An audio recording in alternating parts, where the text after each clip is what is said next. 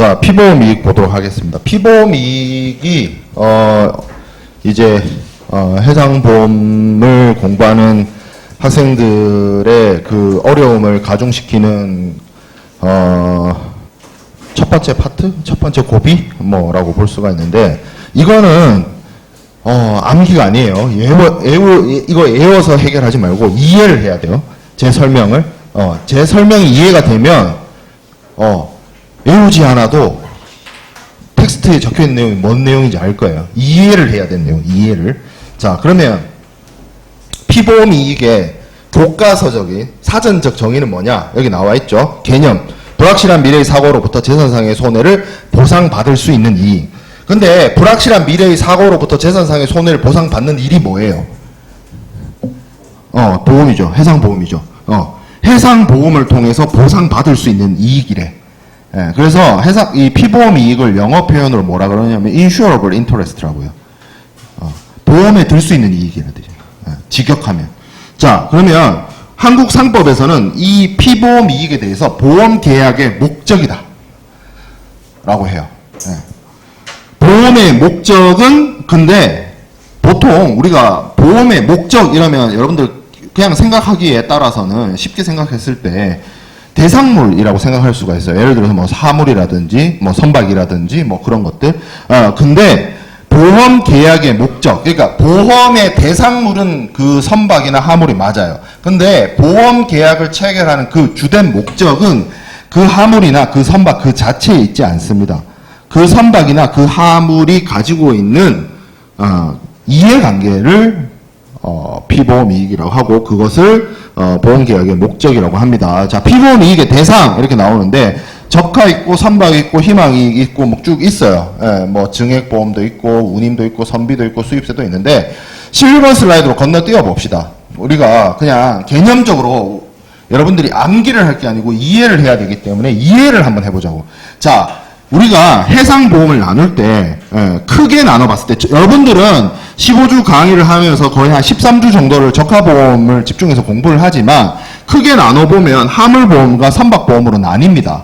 그러면 하물보험의 주요 보험의 대상이 되는, 보험 그 자체의 목적, 보험의 목적이 되는, 보험 계약의 대상이 되는 게 하물이에요. 카고. 그리고 선박보험은 당연히 선박입니다. 선박 그 자체. 근데 보험이 보호하려고 하는 이익은 선박 그 자체나 하물 그 자체가 아니에요. 보험이 보호하려고 하는 이익은 이 하물이 있으면 하물의 주인이 있죠. 하주. 선박이 있으면 선박의 주인이 있어요. 보험이 보호하려고 하는 이익, 그리고 보험이 부보하려고 하는 이익, 보험에 부보할 수 있는 이익은 이 하물이나 이 선박 그 자체가 아니라 하주가 하물에 대해서 가지고 있는 이해관계예요. 선주가 선박에 대해서 가지고 있는 이해관계예요. 선박 그 자체를 보험에 드는 게 아니라 선주가 선박에 대해서 가지고 있는 이해관계를 보험이 보호하는 것이고 보험에 들 수 있는 이익인 것이고, 그게 보험 계약의 목적이에요. 이렇게 얘기하면 이해가 안 되죠. 자, 생각을 해봅시다. 하물을 보험에 부보를 했어요. 그러면 손해가 발생했습니다. 멸실이 발생했어요. 파손이 발생했어요. 그러면 원상복구 시켜달라고 하면, 원상복구를 시켜달라고 하면 하물을 어떻게 해야 돼? 똑같은 거 찾아와야 될 거 아니야. 그 4살짜리들이 왜 그 자기가 가지고 놀던 장난감을 잃어버리거나 부서지거나 하면 부모님한테 땡깡 부리죠. 그거 찾아내라고. 그거 꼭 그거여야만 한다고. 똑같은 거 사주면 귀신같이 알아서 아니라 해. 자기가 가지고 놀던 그게 아니거든. 촉감이나 그 어떤 그게 다르거든. 땡깡 부리잖아. 그러니까 그 물건 그 자체가 아니야. 근데 여기서 말하는 하주가 하물에 대해서 가지고 있는 이해관계라고 했을 때 대표적인 뭐가 있을까? 그러니까 하물의 주인이 하물에 대해서 가지고 있는 이해관계. 가장 대표적인 거. 소유권. 내가 소유했잖아. 내 거잖아. 선박의 주인인 선주가, 조물주보다 훌륭하신 선주가 선박에 대해서 가지고 있는 권리가 뭐야? 소유권. 배 내 거임. 근데 배는 배 그 자체로도 충분한 자산적 가치가 엄청나게 대단하게 많지만 저 배 하나 가지고 있으면 뭐 할 수 있어요? 화물이나 여객을 운송시킬 수 있죠. 수익권. 영업을 할 수 있죠. 수익. 영업을 통해서 내가 가치를 창출해낼 수 있잖아. 선박을 가지고 있음으로 인해서. 또 뭐 있어요? 저 선박, 신조 선박 같은 경우에는 뭐 2천억에서 3천억 정도 합니다. 재산 가치가 높아요. 빌딩보다 비싸요. 강남 테헤란로에 있는 빌딩보다 비싸, 선박이. 그럼 뭐 할 수 있어? 은행에 맡기면. 담보. 담보. 담보로서의 가치도 충분히 훌륭하죠. 그러면 여기서 말하는 경제적 이해관계, 저 하주나 선주가 보험의 목적이자 부보의 대상이 되는 대상물에 대해서 가지고 있는 이해관계라고 하는 것은 경제적 이해관계이기 때문에 소유권, 수익권, 담보권, 영업권 이런 것들을 말해요. 자, 그러면 아까 제가 얘기를 했을 때 보험의 대상이 화물 그 자체가 되면 그 화물을 그대로 원상복구 시켜야 되지만 하주가 화물에 대해서 가지고 있는 이해관계가 보험 계약의 목적이 되면 이렇게 생각해 볼 수 있어요. 내가 100만 원짜리 물건을 잃어버렸어요. 그러면 보험회사는 나한테 어떻게 하면 돼? 물건 그 자체를 복구시켜줘야 돼? 물건 그 자체를 찾아줘야 돼? 아니죠. 뭐만 하면 돼? 내가 그 물건에 대해서 가지고 있었던 이해관계가 뭐야? 아니, 그러니까 팔면은 그 가치가 얼만데? 100만 원이라 했잖아. 물건 그거 똑같은 거 안 구해줘도 되죠. 뭐만 하면 돼요? 100만 원만 주면 돼. 내가 그 물건에 대해서 가지고 있는 이해관계가 100만 원이라며, 소유권이. 그러면 그 물건 잃어버렸을 때 보험회사가 그 물건을 안 찾아줘도 된다니까? 왜? 보험계약의 목적이 그 물건 그 자체가 아니니까. 보험계약의 목적 그 대상은 그 물건에 대해서 가지고 있는 이해관계니까. 그럼 어떻게 하면 돼? 그 이해관계가 100만 원이라고 했으니까 그 100만 원 주면 되잖아. 이해돼요? 무슨 말인지? 이게 이해가 돼요. 보험은 물건 그 자체가 아니다. 물건 그 자체를 보호하는 게 아니야. 그 물건 그 자체에 가지고 있는 경제적 이해관계를 보호하는 거야. 그 경제적 이해관계가 감소하게 되면 그 감소분만큼 보상해주면 돼요. 100만 원짜리 물건이 사고를 나서 50만 원이 됐어요. 경제적 이해관계가 50만 원 감소했습니다. 그러면 보험회사는 뭐 하면 돼요? 50만 원 주면 돼요.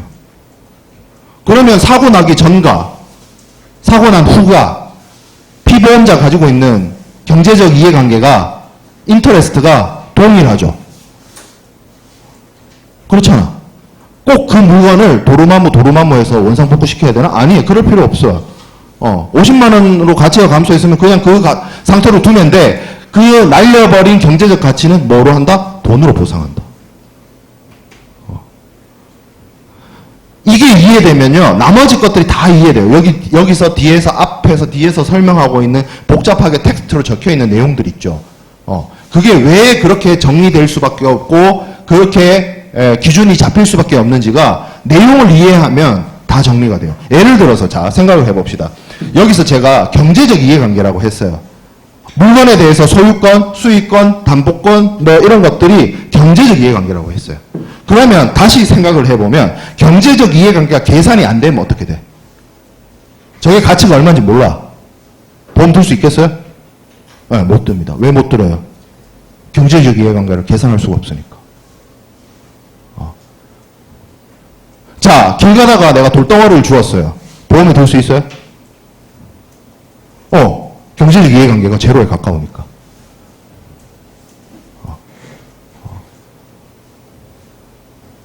자, 우리 앞에서 해상보험의 정의를 설명하면서 제가 그 얘기를 했어요. 해상사업에 사용하는 화물이나 선박, 그리고 그런 눈에 보이는 애들만 있는 게 아니라 뭐가 있었어요? 전도금, 운임, 뭐 있었어요? 프로핏, 마지막 프로핏, 또 뭐 있었어요? 선비, 이런 거 있었죠. 얘네들 눈에 안 보이는 애들이에요. 투자금이죠. 투자금인데 보험에 들 수 있다 했어요. 눈에 보이지 않아. 형체가 없어. 근데 보험에 부부할 수 있대. 왜 부부할 수 있어요? 내가 선비를 투자했잖아. 나의 투자금이죠. 내가 운임을 지불했잖아. 내가 선 지불한 운임이죠. 나하고 뭐가 있어요? 경제적 이해관계가 있죠. 눈에 보이는 애들은 아니지만. 형체는 없지만 나하고 뭐가 있어? 경제적 이해관계가 있어. 그러니까 그 물건, 예를 들어서 무슨 비용, 예를 들어서 뭐 선비, 무슨 뭐 전도금, 운임, 여객 비용, 이런 것들이 그냥 금전적인 부분인데 형체가 없는 애들이잖아. 근데도 보험에 부부할 수 있대. 보험에 부부할 수 있는 이유는 뭐다? 경제적 이해관계가 있기 때문에.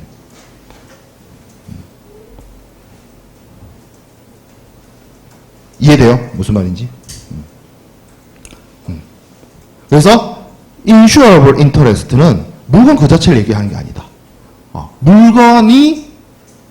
물건을 소유하고 있는, 물건을 뭐 부호하려고 하는 그 사람이 그 물건에 대해서 혹은 어떤 금전이나 어떤 권리나 이런 것에 대해서 가지고 있는 경제적 이해관계입니다. 자, 그렇기 때문에 앞으로 돌아와서 피보험 이익을 대상을 살펴보면 여기 나와 있는 것처럼 저가, 선박, 물건도 있어요. 근데 뭐도 있을 수 있어? expect profit, 희망이익도 있을 수 있어. 이게 내가 당연히 정상적으로 사고가 나지 않고 목적지에 화물이 도착해서 판매를 하면 내가 당연히 벌어들일 미래의 기대 수익이야. 나하고 뭐가 있어요? 경제적 이해관계가 있는 거야. 그러면 보험 부부의 대상이 될 수가 있어요. 또 뭐가 있어? 증액보험. 피보험자나 시가의 증액 부분도 손해보상을 받을 수 있도록 가격 인상분을 증액보험할 수 있다. 자, 이게 국제 시세가 있는 물건들이 있습니다. 국제 무역의 대상이 되는 물건 중에 대표적으로 석유, 석탄, 철강석 이런 애들이 있어요. 걔네들은 선물 가격, 뭐 국제 유가 이런 거 여러분들 당연히 들어봤을 겁니다. 그래서 운송한 도중에라도 가격이 계속 바뀌어요. 물품의 가격이. 그래서 예를 들어서 보험을 들 때 유가가 낮아가지고 낮은 가격으로 보험을 들었는데 운송 도중에 국제 유가가 급증을 했어요. 그러면 보험 계약이 낮은 가격으로 되어 있는 거죠. 그러면 그 상승분에 대해서 보통 추가적인 increase value에 대해서 증액보험을 합니다. 그 가치가 많이 상승하면. 근데 이게 예를 들어서 유가가 100달러를 하던 것이 150달러가 됐다라고 해서 뭐 배럴당 뭐 해가지고 가격이 뛰었잖아요. 근데 그게 눈에 보이는 형체가 뭐 변한 게 아니잖아. 그렇죠? 그냥 국제 시세라고 하는 전 세계적인 마켓 프라이스가 변동이 있었던 거죠. 근데 그 마켓 프라이스 변동이 결과적으로 뭐의 변동을 가져와요? 나의 그 석유에 대해서 소유를 하고 있는 사람의 경제적 이해관계의 변화를 가져다 주죠. 경제적 이해관계가 증액이 돼버리죠. 그러니까 당연히 보험을 통해서 보험을 받아야 되는 거예요. 자, 그 다음에 운임 말할 필요도 없지. 선비, 이게 제가 앞에서도 설명했지만 선박을 운영하기 위한 투자 비용이라고 생각하라고 했어요. 디스버스먼트가. 뭐 포장비, 창고료, 뭐 여기에 뭐 그런 것도 들어가요. 선박의 운항에 부수에서 지불되는 모든 비용이라고 사전적 정의를 했는데 연료 같은 거, 선박의 선원들 식료품 뭐 이런 것들, 그런 것들이 다 들어갑니다.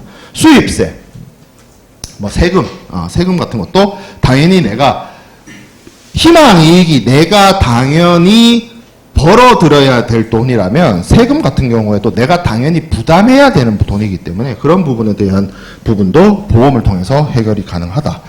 자, 그래서 그 말이 있습니다. 이 부보 대상인 화물이나 선박에 대해서 피보험자가 가지고 있는 경제적 이해관계를 insurable interest라고 하는데 이것이 굉장히 중요해요. 이 개념이 있어야만 여러분들이 뒤에 있는 내용들을 이해하고 넘어갈 수가 있어요. 이 해상보험에 아주 오래된 격언이 있습니다. No interest, no insurance. 피보험 이익이 없다면 보험은 없다. 뭐 그런 뜻이에요. 그래서 경제적 이해관계가 중요하다. 자, 그러면 경제 앞에서 제가 그냥 인터레스트 뭐 이렇게 얘기하기도 하고 이해관계라고 할 수도 있는데 경제적이다라는 말을 썼어요. 경제적이다. 그러면 이 경제적이다 말을 좀 쉽게 얘기하면 무슨 얘기냐면 얼만지가 나와야 돼요. 얼만지가. 정확하게. 뭐 예외적으로 뒤에서 정확하게 계산 안 하고 보험 부부하는 예외들도 있습니다만 일단 여러분들은 사전적인 정의부터 깨우치고 가야 되니까 경제적이란 말은 쉽게 말해서 계산기로 얼마다가 나와야 돼요. 그거를 좀 다르게 보면 회계 재무적으로 계산이 돼야 돼. 금전적으로 계산이 돼야 돼. 쉽게 말해서 얼마인지가 나와야 돼. 경제적 이해관계는 얼마인지가 계산이 돼야 돼요.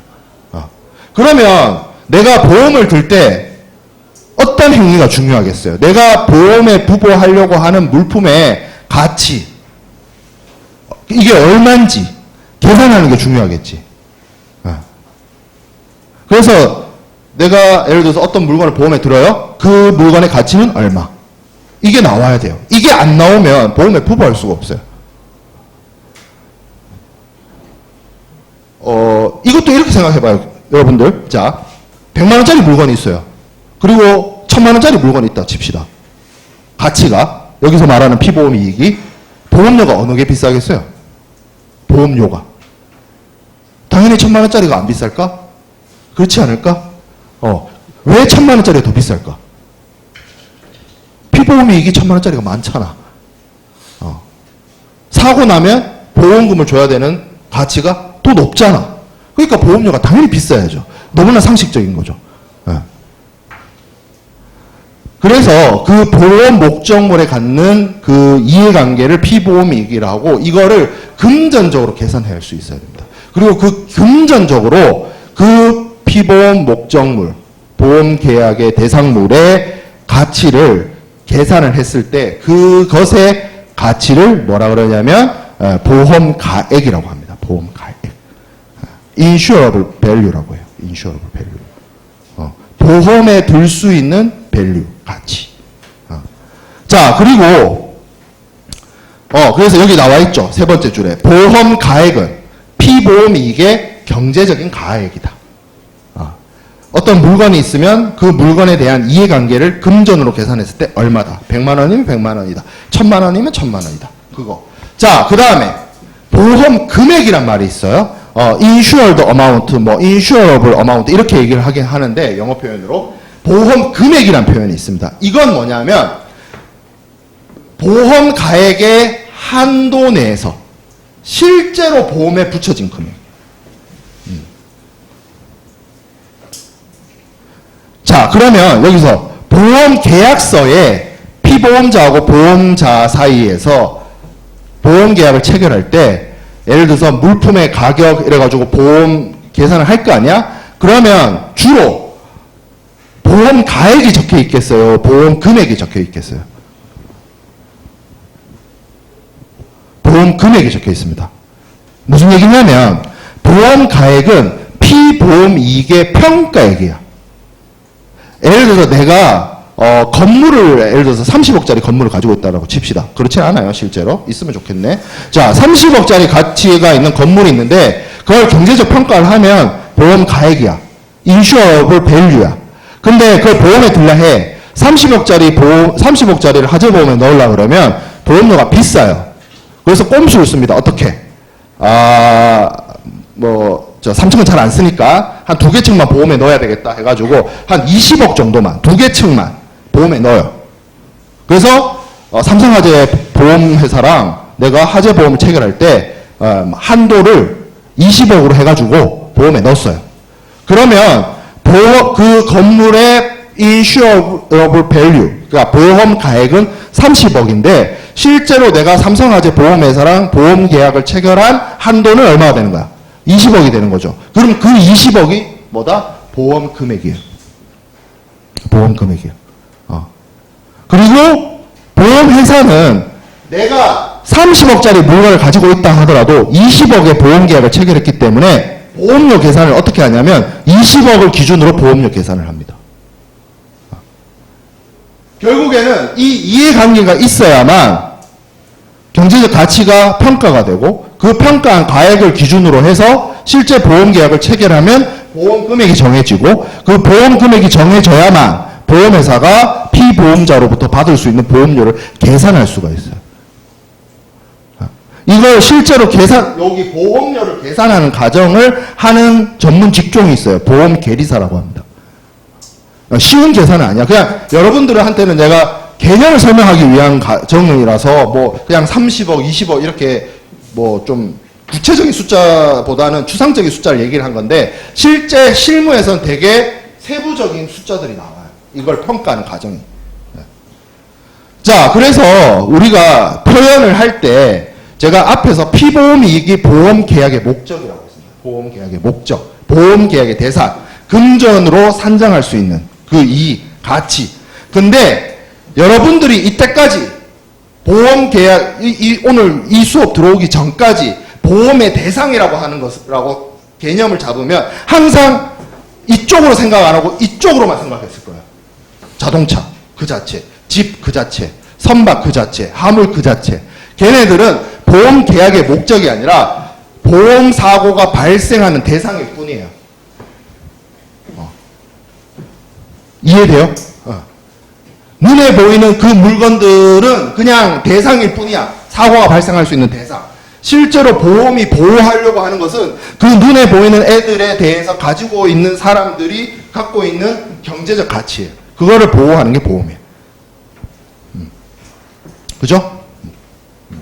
이 개념의 차이가 있다. 이 개념을 충분히 여러분들이 이해를 해야 됩니다. 자, 그러면 봅시다. 이해가 안 되면 그 영상을 찍어서 올려줄 테니까 반복해서 보세요. 반복해서 보면 됩니다. 자, 그리고 이 개념이 이해가 되면 나머지 개념들은 외울 필요가 없이 아, 당연히 그렇겠구나.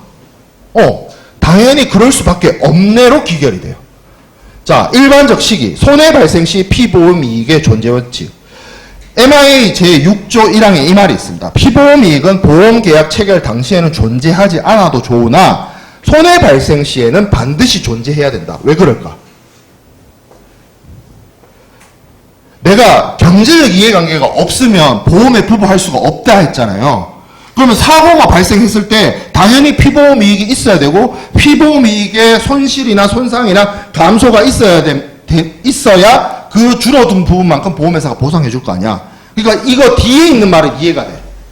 손해 발생 시에 반드시 존재해야 된다. 그렇잖아.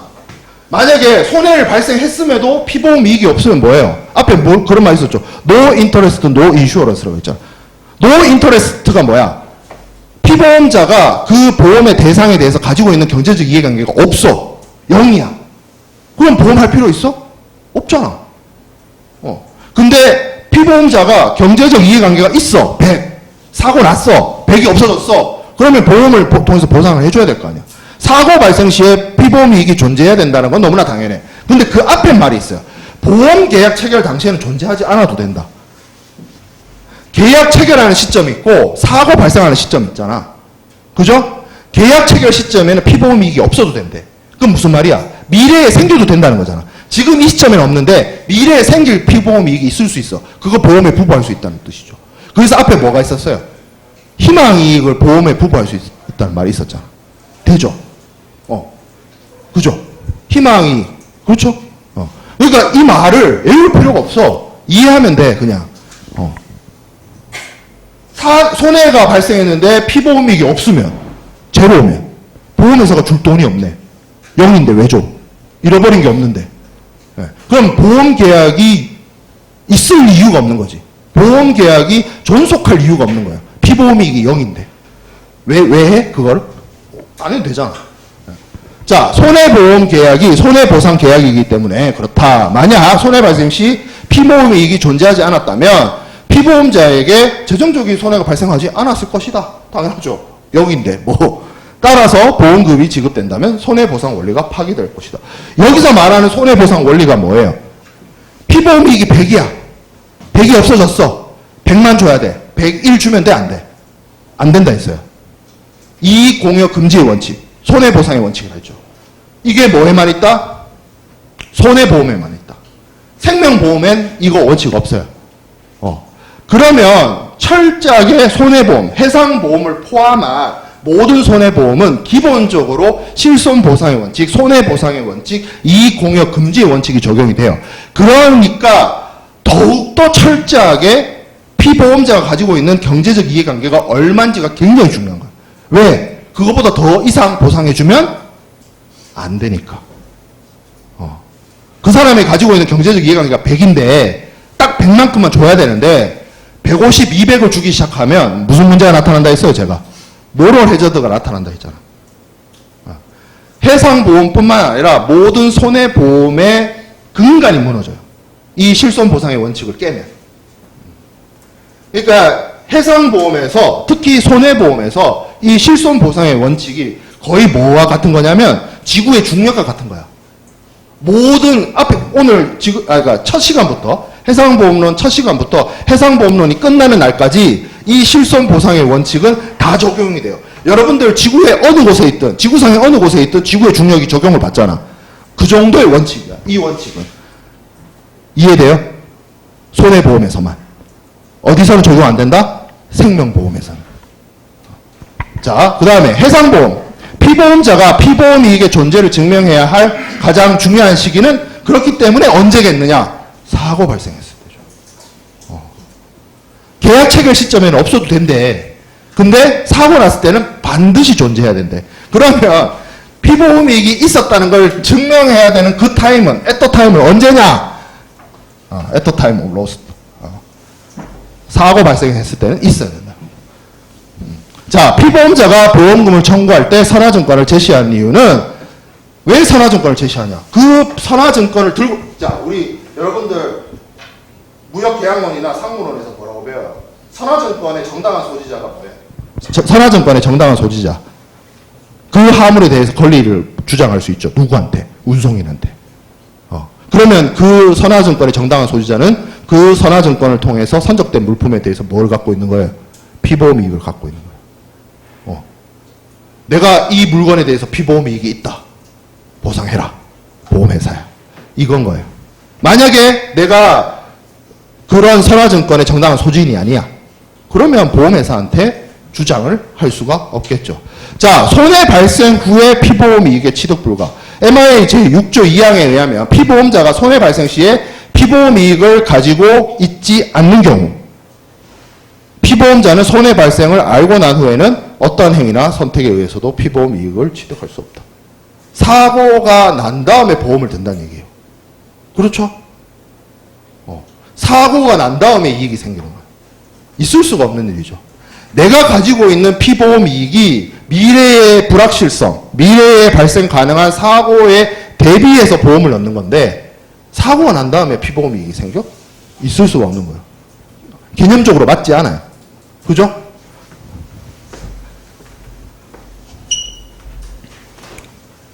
자, 우리 지난 시간에 소급표에 대해서 얘기를 했어요. 보험계약의 특징 중에 그 레트로액티브를 할 수 있다.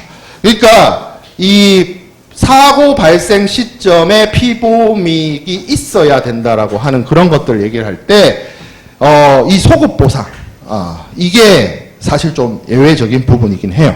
자, 보험계약이 체결되기 전에 발생한 손해에 대해서도 소급해서 보상을 한다는 것이 이 소급보상입니다. 그래서 사실 좀 굉장히 예외적인 거고 해상보험에서만 있는 부분이에요. 이거 다른 뭐 자동차 보험이나 다른 손해보험에는 없습니다. 이런 소급보험이. 자, MIA 제6조 1항 단서에 보면 보험 목적물이 멸실 여부를 불문함, lost or not lost 이렇게 돼 있는데 이런 조건으로 보험에 가입되어 있는 경우에는 보험계약 체결 시에 피보험자는 손해 발생 사실을 알고 있었고 보험자는 그 사실을 모르고 있었던 경우 제외하고 여기에 갈로 딱 치고 여기 갈로 닫고 피보험자는 손해 발생 후까지 피보험 이익을 취득할 수 없는 경우에도 보상받을 수 있다. 앞에서 피보험자는 손해 발생 후에 피보험 이득을 취득하면 보상 못 받는다 했는데 그럼에도 불구하고 여기 지금 예외를 달아놨어. 어떤 경우에? 여기 지금 여러분들 갈로 친 부분. 보험계약 체결 시 이게 아니구나. 요거는 따로 설명할게. 보험 목적물이 뭐 로스트 or not 로스트로 부보를 하면 사고 발생 이후 손해 발생 후 피보험 이익의 취득이 인정된다라는 거죠. 말이 어렵네요. 이게 소급보험에 대한 부분 이해가 돼요? 이게 가만 생각해보니까 이게 오프라인 수업 때 했던 게 아니고 온라인 수업으로 강의를 했었구나. 소급보험에 대한 부분. 자,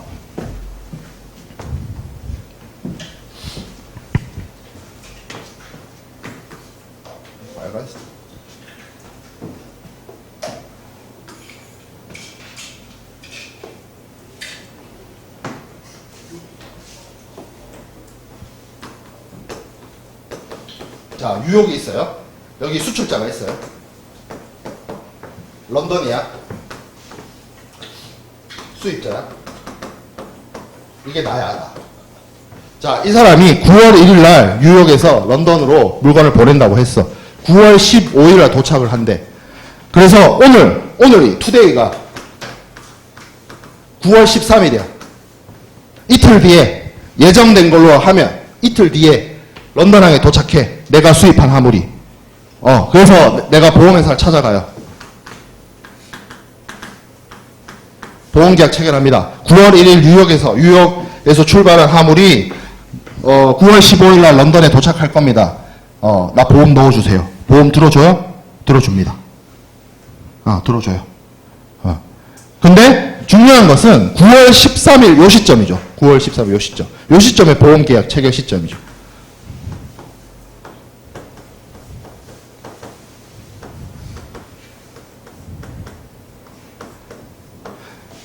이 9월 13일에 실제 화물은 대서양 한가운데 떠 있어요. 물품의 상태 알 수가 없어요. 물론 2024년에는 뭐가 되냐면 위성 전화가 돼요. 전화하면 돼. 대서양 한가운데, 태평양 한가운데서 할 수 있어요. 위성통신 할 수 있어요. 근데 예를 들어서 이게 2024년이 아니고 1924년이라고 생각해 봅시다. 대서양 한가운데 떠 있는 배에다가 연락할 수 있는 방법이 있을까? 없어요.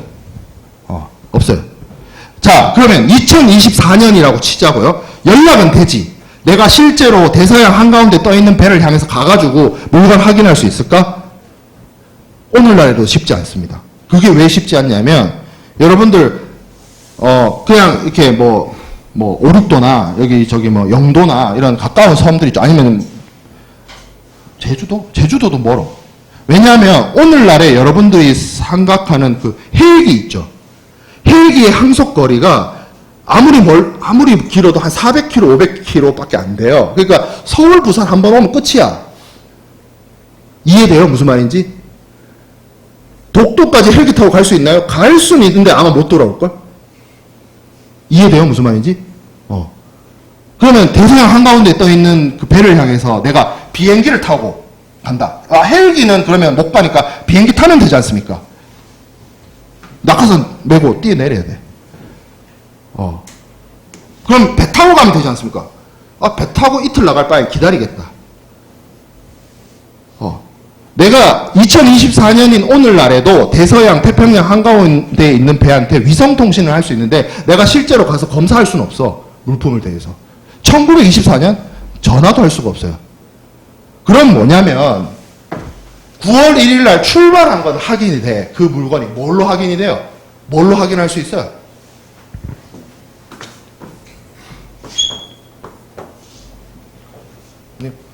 국제통상학부 수업 아니야? 상문호 때 배웠잖아. 선적할 때 서류가 나왔을 거 아니야. 9월 1일 날 뉴욕에서 선적했을 때 선화증권 나왔을 거 아니야. 여기 선화증권에 뭐라고 적혀 있겠어? 이 런던 가는 화물에 여기 세부 사항들이 나와 있겠죠.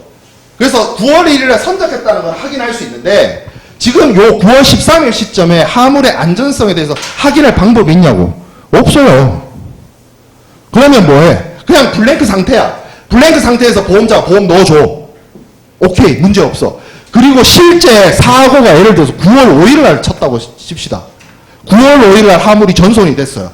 그러면 9월 13일 날 저 보험계약 체결하는 그 시점에 화물이 존재하는 거야? 안 존재하죠. 화물이 존재하지 않으니까 뭐가 없어? 피보험 이익이 없죠. 그러면 피보험 이익이 없는 상태에서 보험계약을 체결했다는 거잖아. 그죠? 그러면 앞에서 지금 한 20분 전에 제가 설명한 내용이랑 상치되죠? 그럼 이건 뭐란 얘기야? 예외란 거야. 소급보험의 경우가 예외란 거야. 왜 소급보험을 예외로 인정해줘? 해상보험에서만. 모든 손해보험, 자동차보험, 하재보험, 해상보험 다 더해서 이 소급 효과를 인정해주는 거는 해상보험밖에 없어요. 어떤 경우에만. 로스트 or not 로스트 조건으로 했던 것만. 로스트 or not 로스트 조건이 뭔데 9월 1일 출발한 배에 있는 화물의 상태를 내가 알 수 없기 때문에 화물이 멸실되었든 멸실되지 않았든 보험 넣어주세요. 오케이, 보험 넣었어. 이 경우만 예외인 거예요. 요 경우만 예외인 거예요. 이해돼요? 무슨 말인지? 자, 그러면 제가 아까 여기 갈로치라 했잖아요. 여기 어디냐?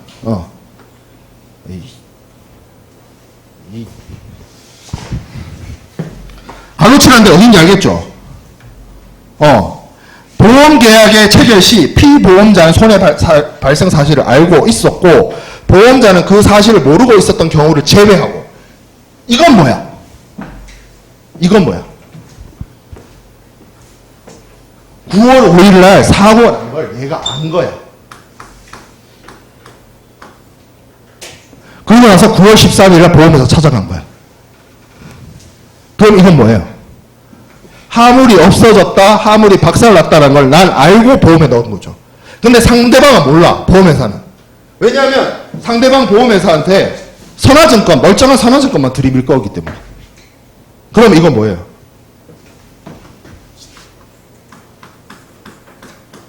사기, 프라우드. 그러니까 우리 말했던 피보험이익의 경우에 사고 발생 시에 존재해야 된다는 게 대전제인데 그거의 예외가 소급보험의 경우예요. 근데 그 소급보험이 인정되지 않는 경우가 뭐냐면 수입자가 알고 그러니까 보험회사를 속이려고 하는 경우. 요거는 예외인 거야. 예외의 예외야. 무슨 말인지 알겠죠? 그죠? 네. 힘들다. 자, 보험계약 체결 시 피보험 목적물에 대한 확인이 어려운 경우. 아까 말한 대로. 운송 중인 화물. 자, 그 다음에 소급보험의 경우 피보험자가 보험계약을 체결할 때 손해발생 사실을 모르고 있어야 된다. 만약 피보험자가 손해발생 사실을 알고 계약을 체결하면 은폐, 사기다. 이게 문제된다. 그죠? 그리고 존재 시기, 적하보험의 경우 원칙적으로 피보험이익의 존재를 증명하는 시기가 사고 발생 시점이다. 오케이. 그래요. 이거는 그렇게 이해하면 되고. 자. 피보험 이익이 없는 해상보험 계약.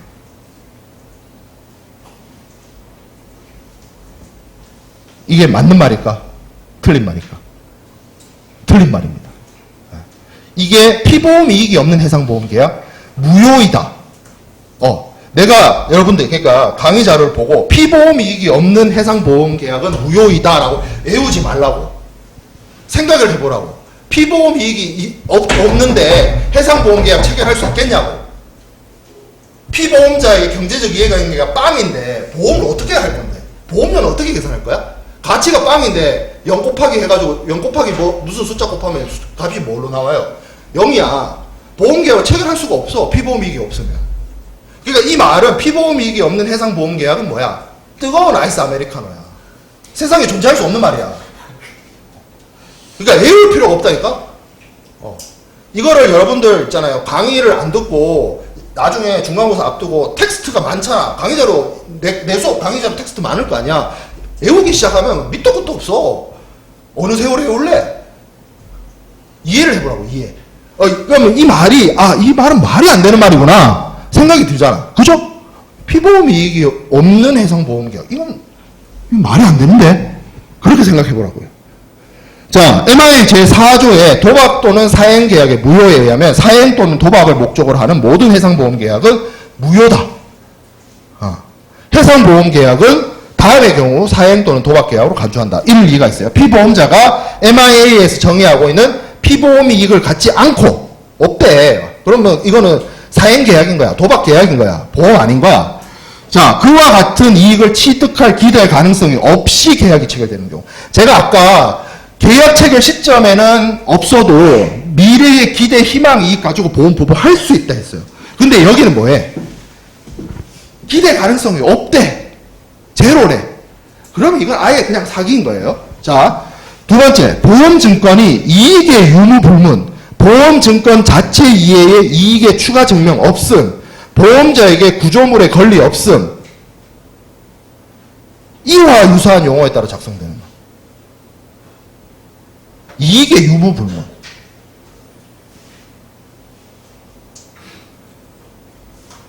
아까 로스트 or not 로스트는 있었어. 왜? 확인이 안 되니까. 현 시점에서 실시간으로 추적이 안 되고 확인이 안 되니까 로스트 or not 로스트 했는데, 보험을 드는데 interest or no interest래.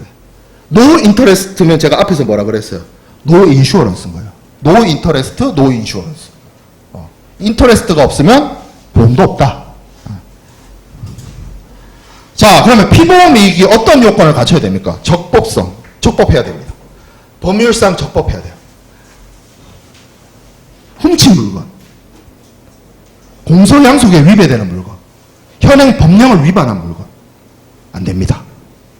그 이익을 보호해 줄 수가 없어요. 쉽게 말하면 내가 멕시코에서 마약을 엄청 많이 수입해 오는데 보험 들겠다. 되겠어요? 될까? 안 되겠죠. 왜 안 되겠어요? 적법하지가 않잖아. 그죠? 자, 그 다음에 두 번째, 확정성. 금전적으로 확정되고 그것이 누구에게 기속될 것인가 확실해야 된다. 금전적으로 확정되는 거예요. 누구 건지가 명확해야 됩니다. 네 것도 내 것도 아니고 얼마인지도 모르고 보험에 부과할 수가 없습니다. 내가 이 얘기를 했나? 첫 시간에 했나? 우리가 인간이 살아가는 데 있어서 가장 중요한 것 중에 하나가 산소, 공기라고 했어요. 사람이 숨을 쉬어야 되니까. 근데 그 중요한 거를 보험에 넣을 수가 없다 했습니다. 왜? 돈을 계산할 수 있어? 산소를 못해요. 못해. 네. 자, 다만 마지막에 현재 확정되어 있지 않더라도 장래에 객관적으로 확정될 것이 확실한 것은 당연히 보험의 대상이 된다. 뭐가 그렇다고? 미래의 기대이익 보험에 부과할 수 있다고. 자, 경제성. 객관적으로 재산상의 가치를 가지고 있어야 하며 금전적으로 산정될 수 있어야 된다.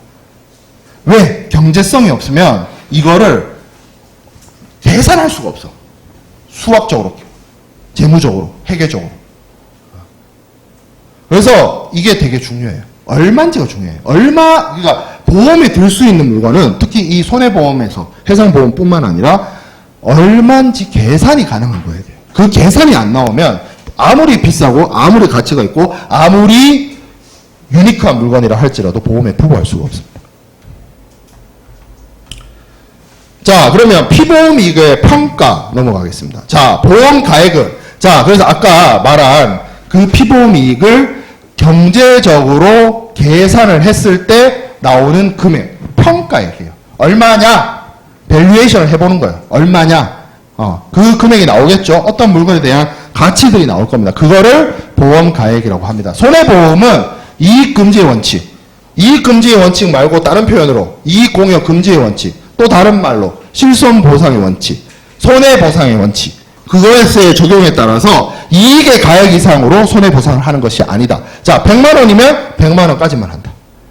자, 따라서 보험 가액은 보험자가 보상할 수 있는 최대의 손해액이다. 100만 원짜리 물건이라고 하면 아무리 죽다 깨어나도 보험자가 보상할 수 있는 최고 한도는 100만 원입니다. 그걸 초과할 수 없습니다. 그게 최고 한도액입니다.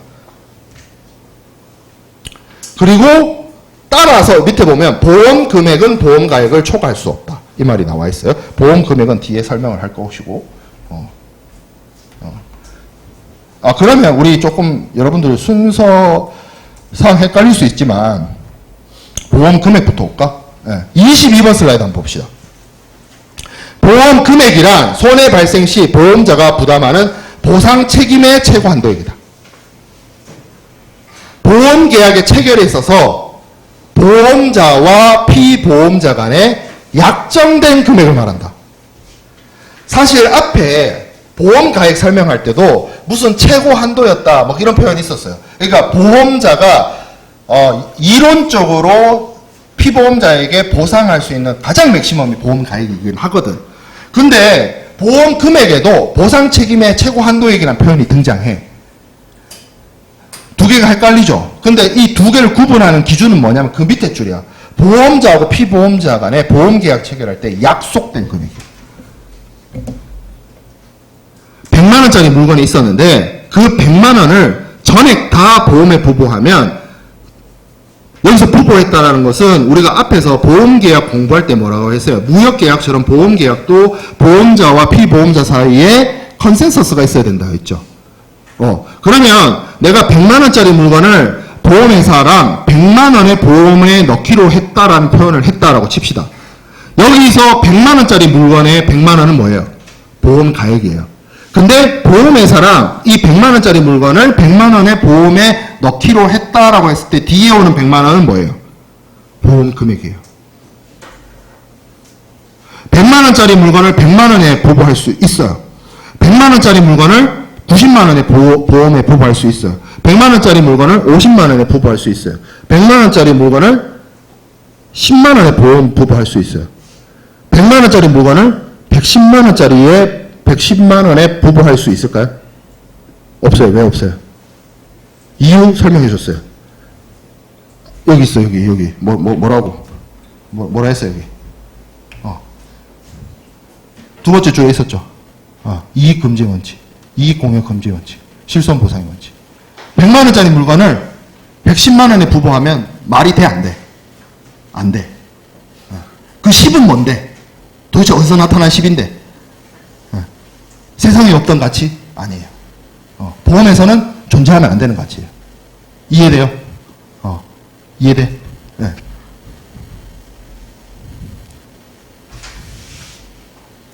자, 피보험이 없는 곳에서 보험이 있을 수 없으므로 보험 금액은 보험 가액을 초과할 수 없으며 보험자는 보험 금액을 한도로 해서 보상 책임진다.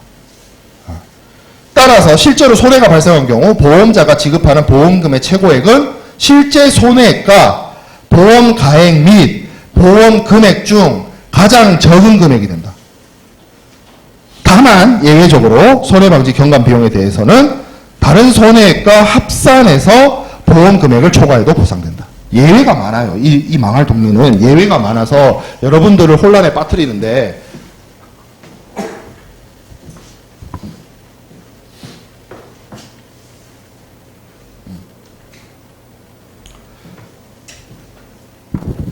자, 이 말이 있었어요.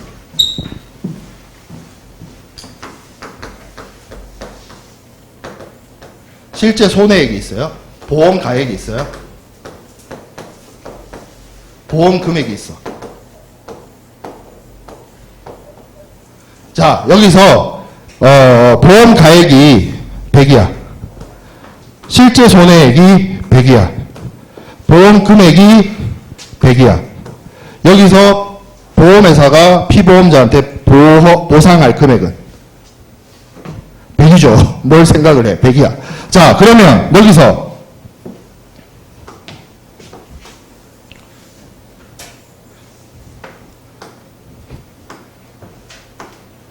보험 금액이 80이에요. 보험회사가 피보험자에게 보상할 금액은 80이야. 이 세 가지 중에 제일 낮은 거 80이야. 실제 손해는 100이 발생했는데 보험 계약을 보험 금액 80으로 계약 체결했기 때문에 보험회사는 80만 줍니다. 나머지 20은 알아서 해.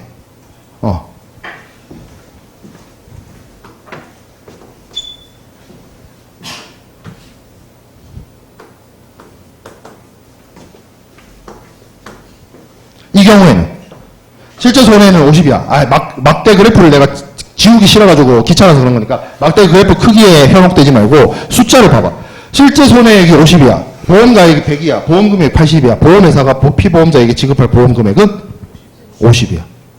실제 손해액이 50이잖아. 이해돼요?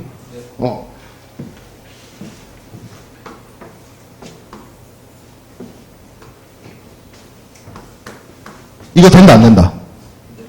안 되는 거야. 왜 안 돼? 얘는 얘를 뚫을 수 없어요. 이해되죠? 근데 예외가 있어요. 여기 예외 있다 했잖아. 그 예외를 배울 거야. 이거는 원칙, 대원칙. 사회과학에 예외 많습니다. 예외가 있겠죠, 당연히. 이런 경우를 발생시키는 예외들이 등장을 해요.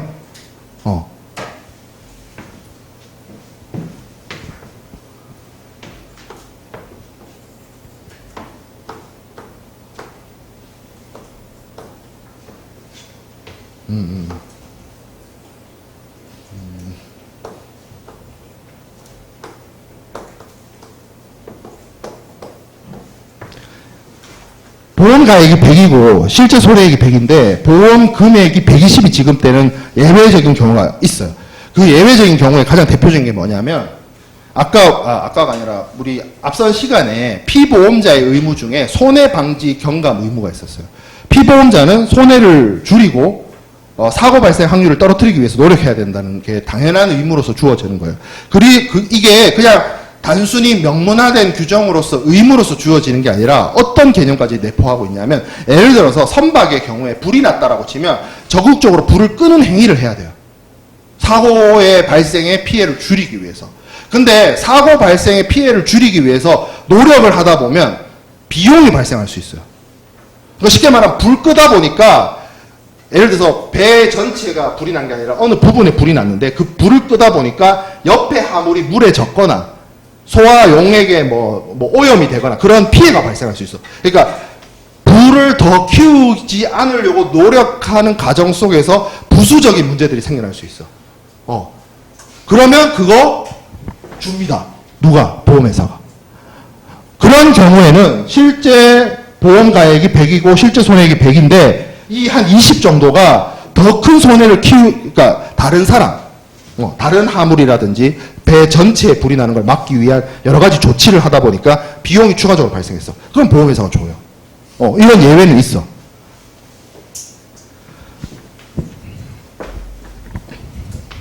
자, 다시 앞으로.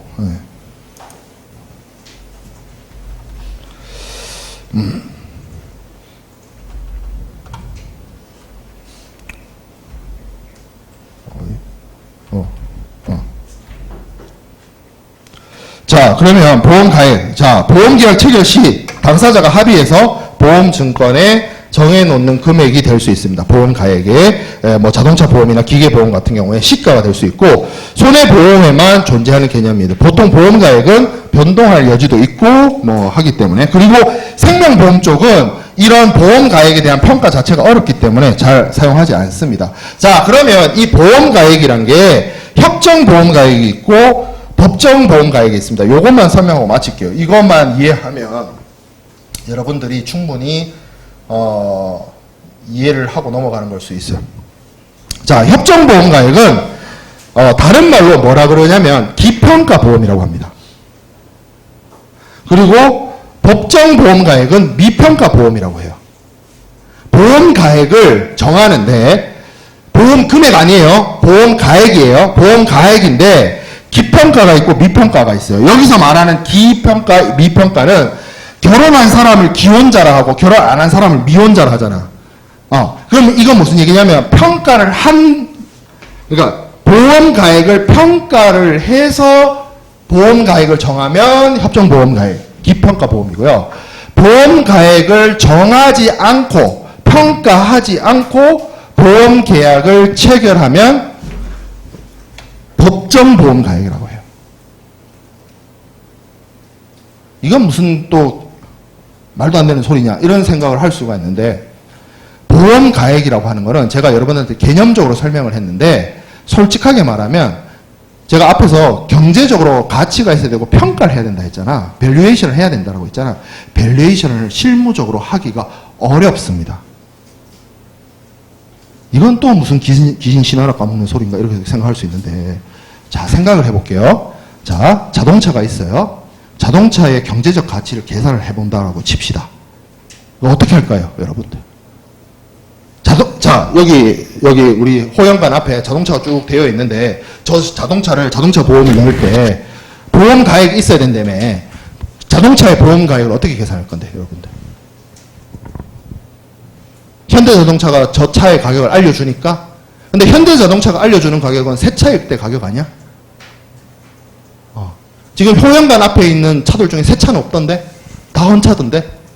저거 어떻게 계산할 건데, 같이? 그렇지. 모든 유형자산은 뭐가 이루어져야 돼요? 회계 시간에 배웠잖아. 감가상각이 이루어져야 돼요. 여러분도 국제통상학부 아니야? 회계학 수업 들었잖아. 모든 유형자산, 눈에 보이는 물건은 감가상각이라는 게 이루어져요. 새 차를 살 때 5천만 원이었어. 그 다음 해는.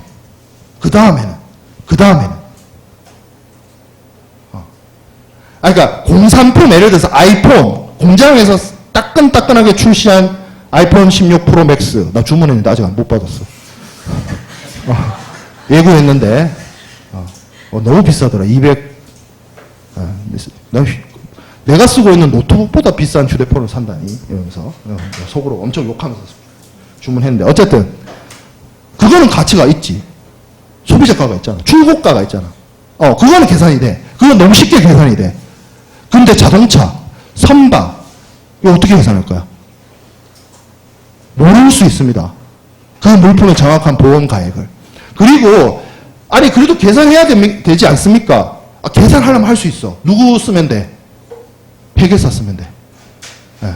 회계사 불러다가, 이거 이제 장부 가격 조사해주세요. 해가지고 하면 돼. 근데 보험 들 때마다 회계사 부를 거야?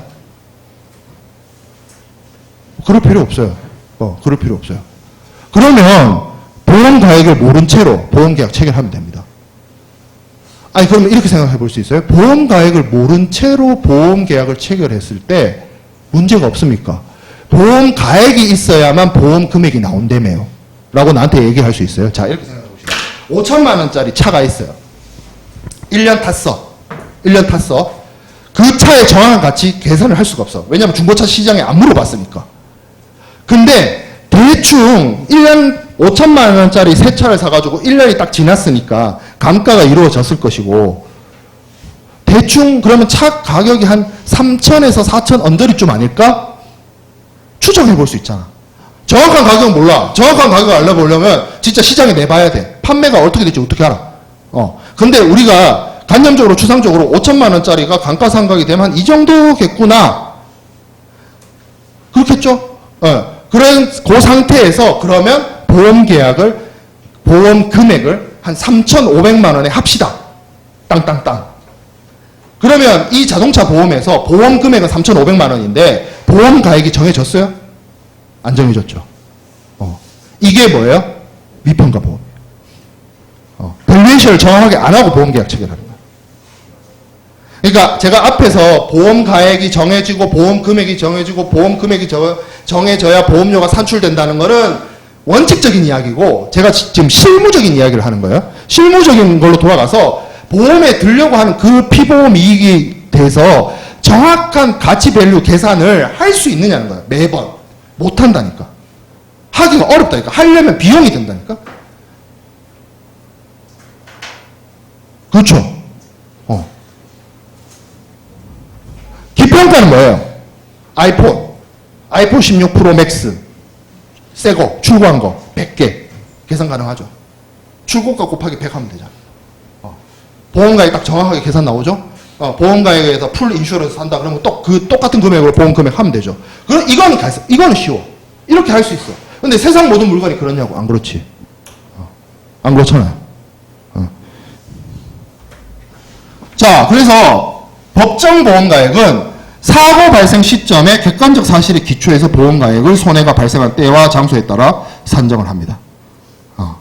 이게 무슨 말이냐면, 자, 여러분들 좀 헷갈릴 수 있으니까 기평가 보험에서 협정보험가액이란 말을 써요. 근데 이 말도 해야 되겠네. 여기서 협정이란 말을 무슨 어그리먼트나 무슨 조약, CISG 같은 협정이라고 생각하면 안 돼. 영어 표현을 어떻게 쓰냐면 어그리먼트야. 어그리먼트.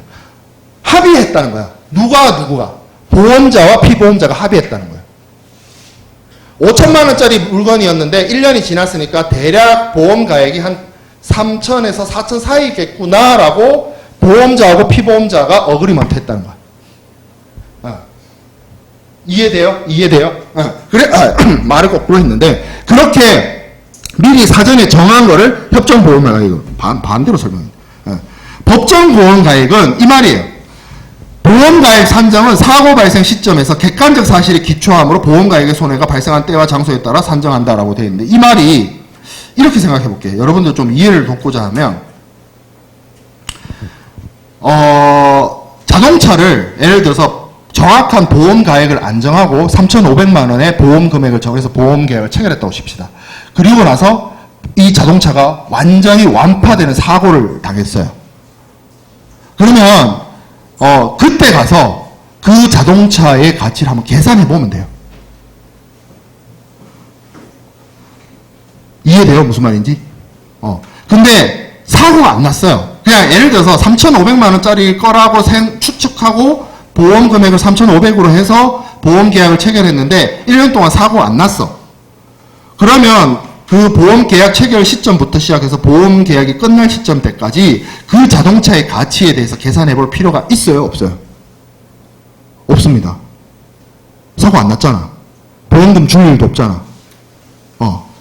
그래서 법정보험가액, 미평가 보험은 뭐 하면 되냐면 보험가액을 안정한 채로 보험계약이 체결이 되고 실제 사고 났을 때만 정확하게 평가하면 돼요. 그래서 나중에 뒤에서 제3자에서 객관적인 제3자에서 두 번째 동그라미 세 번째 줄에 있죠. 제3자에 대한 배상 책임액이라든지 이런 것들을 나중에 정합니다. 그래서 법정보험가액이에요. 19번 슬라이드에 있는 협정보험가액은 보험자하고 피보험자가 협의해서 정합니다. 뭐를? 아이폰 가격 얼마에 곱하기 100에서 보험가액 얼마 이렇게 정하는 거예요. 네. 그래서 협의해서 일정액을 보험가액으로 인정합니다. 미리 보험가액이 정해져 있어요. 사고 나도 그 보험가액 적용하면 돼요. 보험금액 적용하면 되고. 그러니까 이거는 물건의 어떤 성질에 따른 부분이기 때문에 기평가 보험가액을 미리 정하느냐, 보험가액을 정하지 않고 보험금액만 정한 다음에 실제 사고가 발생했을 때 가치를 계산해보냐, 그 정도로만 볼 수가 있어요. 그렇죠. 네, 법정보험가액의 종류 이렇게 되어 있는데, 뭐 선박의 경우에는 뭐 선박의 가액과 의장구, 뭐 이런 식료품, 소모품 이런 것들을 계산한다 이렇게 되어 있는데, 자 선박 같은 경우가 더 그래요. 선박 같은 경우에 예를 들어서 만들어질 때 신조 선박의 경우에는 뭐 3천만 원 이렇게 하는데 그게 한 뭐 5년 운용을 했어. 5년 운영을 한 다음에 뭐 선원을 뭐 그 항해에 있어서 투입되는 선원도 있을 수 있고 선원을 위해서 제공되는 여러 가지 부속품, 소모품이 있을 수 있고 뭐 이런 것들이 있을 수 있어요. 그러니까 이런 것들을 미리 보험계약 체결하는 그때마다 다 일일이 정확하게 계산을 하기가 어렵기 때문에 미리 정할 수 있는 건 정하고 못 정하는 건 넘어간다는 거예요. 그렇죠? 선박의 경우에는 이런 것들이 들어가고 운임에는 이런 것들이 들어가고 저가에는 이런 것들이 들어가고 보험금액 설명했고 보험료. 자, 보험료는 보험자의 위험 부담에 대한 대가로서 피보험자 또는 보험계약자가 보험자에게 지급하는 금전을 말합니다. 여러분들 그 일상생활에서 프리미엄 많이 쓰죠. 가게 인수할 때 뭐 프리미엄 피를 얼마를 줬니 뭐 이런 소리 많이 하죠. 예, 이 프리미엄이란 단어를 보험 쪽에서는 피보험자가 보험자에게 지급하는 보험료로서 이야기를 합니다. 보험료. 보험료에 대한 부분은 또 뒤에서 얘기를 할 거고. 자, 시간이 좀 많이 됐네. 요것만 얘기하고 마칠게요. 자, 보험가액과 보험금액이 있습니다. 보험가액이 $1,000예요. 근데 보험금액이 $1,000야. 문제없다 했어요. 그거를 풀 인슈어런스라고 합니다. 보험가액이 $1,000야. 보험금액이 $500야. 문제없습니다. 이거 언더 인슈어런스라고 합니다. 자, 보험가액이 $1,000야. 근데 보험금액이 $1,200인 것을 초과보험이라 하고 이거는 뭐다? 문제가 있다. 문제가 있다. 근데 이 문제가 있는 것도 예외가 있다. 예외는 사전 제작 강의 때 합시다. 힘드니까. 오늘 좀 개념적으로, 이론적이라기보다는 개념적으로 설명할 게 많아서 수업이 좀 길어졌는데 여기서 마치겠습니다.